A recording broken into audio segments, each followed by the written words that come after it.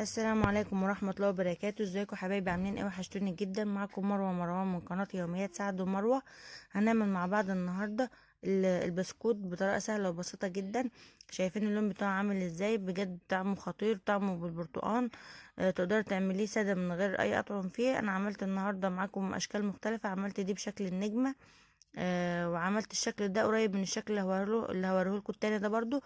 الشكل التاني اللي انا مسكته ده هو ده الشكل الاساسي للبسكوت، بس الشكل ده مختلف عنه حاجه بسيطه. شايفين التسويه بتاعته؟ بجد لونه سهل جدا، لونه حلو جدا وطريقته سهله. وهقول لكم ازاي يطلع مقرمش معاكم وفي نفس الوقت خفيف. وهقول لكم برضو طريقه التسويه بتاعته. هنعمله من مكونات سهله وبسيطه جدا ومش مكلفه.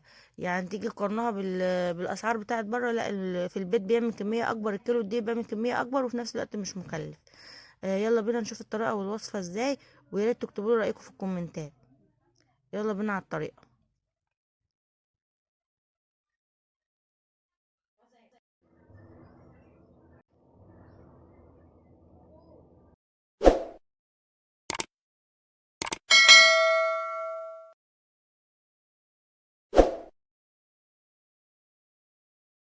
معايا هنا المكونات: الكيلو الدقيق، المعيار اللي هكلمكم عليه كله بنفس معيار المج بتاع الشاي اللي هو العادي ده. كيلو الدقيق عامل 8 مجات من المج ده. معايا هنا 330 جرام سمنه، لازم تكون مسيحاها من اليوم اللي قبله. طبعا الكلام ده احنا خلاص متفقين عليه في كل نواعم، لازم نكون مسيحين السمنه، مش قادحينها، مسيحينها بس من اليوم اللي قبله وحاطينها في التلاجة بس انها تتلج تاني. معايا هنا 330 جرام سمنه بمعيار 2 الا ربع مكبوسين من المج ده. 300 جرام سكر بودرة كنا طحناه في البيت بمعيار مج ونص برضو بمعيار المج ده. كل المعايير دي تكون كبساها، يعني المعلقه اللي تحطها تكبسها بالمعلقه كده وتحط فوق. 330 جرام سمنه، 2 الا ربع مج مكبوسين، 300 جرام سكر بودرة، مج ونص برضو مكبوسين. معايا هنا كيس فروتي اللي هو العصير البرتقال، 3 بيضات بحرارة الغرفة. معايا هنا رشة فانيليا. معايا معلقة صغيرة تكون ممسوحة بيكنج باودر، ومعلقة صغيرة ممسوحة نشادر. هقول المكونات معاكم تاني: كيلو دقيق، 330 جرام سمنة متلجة، 300 جرام سكر بودرة، كيس فروتي بطعم البرتقال، 3 بيضات بحرارة الغرفة، نص مج اللي هو 100 ملي. شايفين المعيار بتاعه؟ 100 ملي مية من الحنفية بمقام نص مج. رشة فانيليا، معلقة صغيرة ممسوحة نشادر، معلقة صغيرة ممسوحة بيكنج باودر. انا حطيت هنا كيس الفروتي اللي هو البرتقال، حطيته في نص كوبايه الميه ودوبته عشان انا عايزه طعم البرتقال، البسكوت بطعم البرتقال. عايزاه بالنشادر بس من غير اي اطعم معاه. تقدر تستغني عن الميه دي وتحط من نص كوبايه لبن، 100 جرام لبن، 100 ملي لبن. بس عشان انا عايزه اعمله بالبرتقال المره دي، فانا هعمله هدوب فيه كيس العصير كده زي ما هو، وهنشوف بقى الخطوات بتاعتنا هنمشي بيها ازاي. انا هنا كسرتها كده زي ما انتم شايفين. هحط عليها السكر وهضرب لحد ما لونه يتغير خالص ويعمل فوم ويفتح. خلاص كده انا ضربت السكر مع السمنه اهو لحد ما لونها اتغير وعملت فوم. هننزل بالبيض بقى واحده واحده، البيض بحراره الغرفه عشان ما يفصلش السمنه عن بعضها. مش هنزل بالبيضه التانية غير لما الاولانيه دي تختفي خالص. خلاص كده البيضه الاولانيه اختفت، هنزل بالتانية.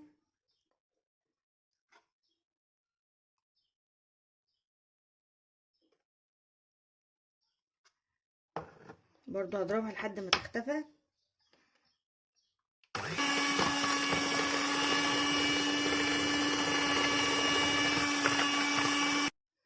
هنزل بالفانيليا.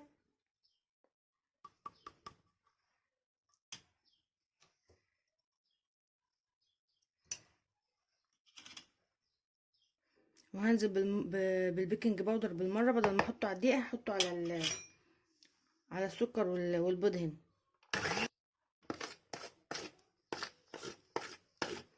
هلم الجوانب كده. هنزل بقى هنا بالمعلقه الممسوحه الصغيره نشادر. شايفين الفوران بتاعها؟ لازم تكون عاملاها كده فوق الخليط نفسه عشان هي هتنزل الفوران بتاعها ده كله. تقلبها كده لحد ما تدوب.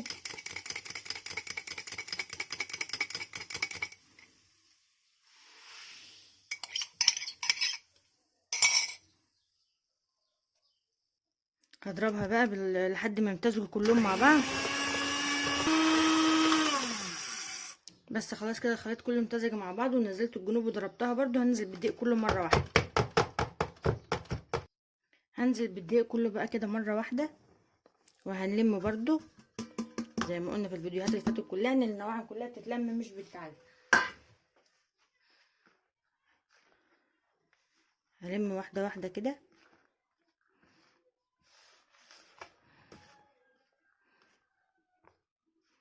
مجرد بس ان انا بشرب الدقيق بالخليط اللي احنا ضاربينه مع بعض ده. هلمه بقى وارجع لكم. كده انا لميت العجينه اهون. هختبرها برضو نفس اختبار الكحك والغريبه والبوتيفور. اي نواعم بتختبرها بنفس الطريقه ده عشان تعرفي ان كانت لسه عايزه تلمي فيها شويه كمان ولا خلاص على كده. بتمشيها بايدك شويه كده وتعمليها كوره برضو، وتشوفيها ان كانت هتشقق منك كنت بتضغطي عليها ولا لا. شققت هتعوز تتلم شويه كمان، ما بتضيفيش عليها اي حاجه تانية. ما شققتش يبقى خلاص هي كده جاهزه للشغل. حتى البسكوت برضو بنجربه بنفس الطريقه دي، بنختبره بنفس الطريقه دي. بنعمله كوره بقى كده ونضغط عليه. فيها تشققات بسيطه جدا ماهيش باينه قوي. هنا هتعوز بس تلم دقيقه كمان. لما زي ما قلت لكم ان احنا بنعمل كده، بنلم بصوابعنا بس كده، ما بنعجنش. هنختبر جزء برضو. بتبقى عجينه طريه وبتلزق بسيط، بس ما تمسكيها بايدك النظيفه ما بتلزقش في ايدك. هنكورها.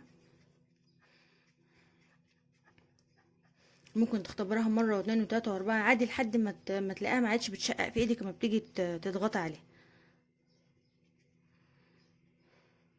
خلاص كده كورتها هي. شايفين ما شاء الله مفيش فيها اي تشققات خالص اهي من الجنوب ولا من فوق ولا اي حاجه. هي خلاص كده جاهزه بقى على الشغل. هجهز بس الصينيه والمكنه. هسيبها ترتاح 5 دقايق بس على ما اجهز بس الحاجه اللي هشتغل فيها.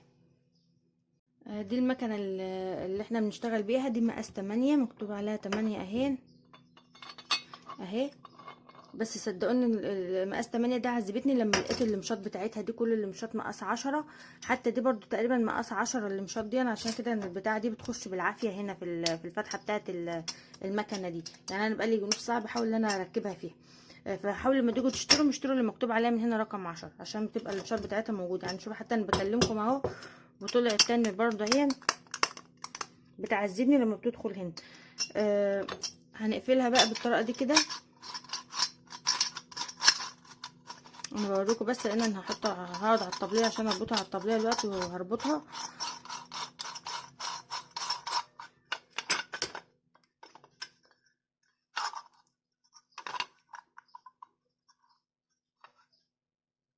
كده ربطتها اهي. دي اللمشات بتاعتها، دي الاشكال بتاعتها. طبعا هو الشكل المعتاد اللي احنا بنشتغل بيه على طول، وده برضو اللي انا هشتغل بيه. تقدري تعملي شكل النجمه دي، بتطلع لك بسكوته رفيعه كده شكل النجمه. كل الاشكال دي اشكال كويسه، بس ده انا هعمل اللي هو الشكل اللي هو الاساسي بتاع البسكوته نفسه. بتحطها كده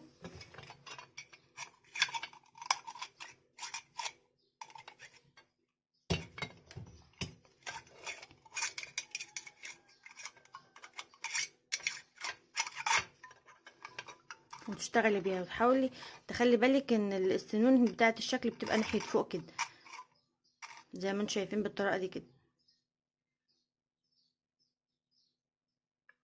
انا الحقيقه قلت انا مش هريح البسكوت، انا هحطه في التلاجة شويه لحد بعد الفطار، لان لسه ساعتين على الفطار فانا مش هلحق ان انا اخلص الفطار. فانا هحطه دلوقتي في التلاجة لبعد الفطار. عم اخلص بقى موال الفطار وتنظيف المطبخ وكده اشتغل فيه على اخر النهار بقى براحتي. هرجع لكم باذن الله بقى احنا بنشتغل فيه. انا هنا طلعت ركبت المكنه. طبعا مش عارفه اعملها غير على الطبليه لان لازم نغم او سمير يلفوها معايا. العجينه طلعتها من التلاجة وعملتها بايديا كده زي ما انا هوريكم دلوقتي. يعني تطريها في ايدك كده الاول وبعدين تحطها في قلب المكنه. انا مش عارفه ارفع الكاميرا فوق شويه كده عشان نغم قاعده. هنعملها. انا عملتها بالشكل بتاع البسكوته اللي هو العاديه. هوريها لكم اهو. لف يا نغم، لف على طول مستمر. طبعا بقى معاكي السكينه بتظبطي المقاس اللي انت عايزاه، ولو البسكوته اتعوجت منك كنت بتحطها في الصينيه بتظبطها برده بالسكينه زي ما انتم شايفين بالطريقه دي. طبعا العجينه طالما طالعه من التلاجة بيبقى السمنه اللي فيها بتبقى جامده شويه، فما بتسيبهاش تسيح، لا انت تمسكيها، امسكي حته بحته كده وطلعها بايدك علشان ترجع تطرى تاني، ما تسيبهاش ان هي تلين لوحدها كده عشان السمنه ما تفصلش منها.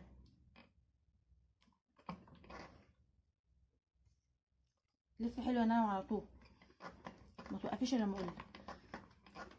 زي ما انتم شايفين كده بكل سهوله، ما بتشديش العجينه، انت بتحب تحط ايدك والبسكوته بتطلع بتلقائيه لوحدها على ايدك. طبعا لازم حد يساعدك، اكيد مش هتعرفي تعمليها لوحدك يعني، او ممكن تعمليها لوحدك بس هتاخد وقت زياده شويه. انا هوريكم دلوقتي هسوي البسكوت ازاي. ولو البسكوته طلعت مش مظبوطه من المكنه تقدري ترجعيها في المكنه تاني وتعملي غيرها.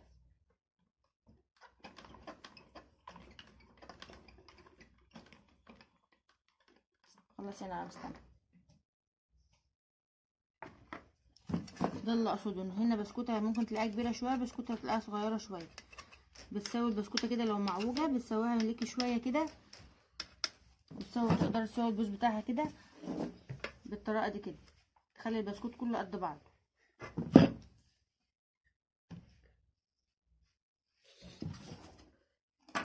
زي ما انتم شايفين بالطريقه دي.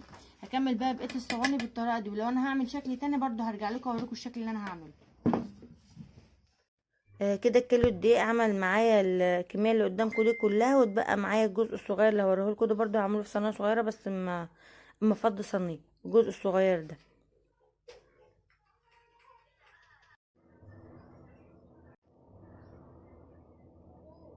وبكده نكون وصلنا لاخر الفيديو بتاعنا، وعملنا مع بعض البسكوت ده بالطريقه السهله والبسيطه اللي انتوا شفتوها في الفيديو. عملنا الكميه دي كلها من كيلو دقيق، تقريبا مطلعه حوالي 2 كيلو او 2 كيلو الا.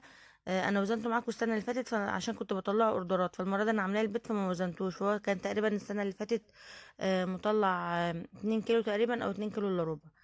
وده برضو بوريكم شكل الاشكال اللي انا عملتها، برضو النجمه والشكل البسكوتين التانيين دول قريبين من بعض كده، التسويه هي جميله بجد والله العظيم، كل اللي دقوا قال عليه جميل. جربوه بالطريقه دي، وطعم البرتقال في حلو جدا. وجربوه، يا ريت تقولوا لي على رايكم في الكومنتات، وشجعوني كده بكومنت والله جميل زيكم كده يا جماعه. بالهنا والشفا.